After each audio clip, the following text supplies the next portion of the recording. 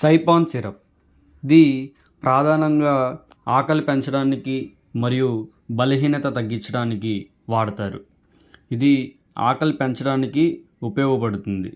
తద్వారా భోజనం చేయాలనే కోరిక పెరుగుతుంది. ఇది బరువు పెరగడానికి సహాయం చేస్తుంది.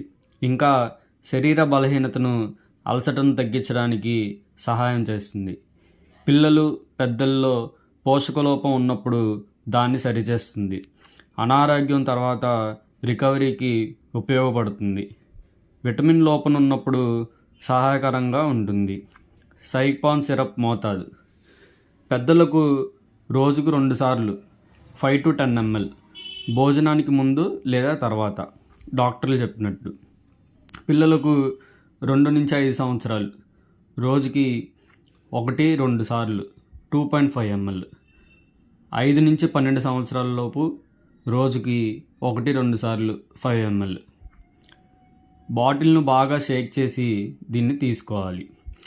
దీనిపైన ఇచ్చిన క్యాప్తోనే దీన్ని కొలవాలి.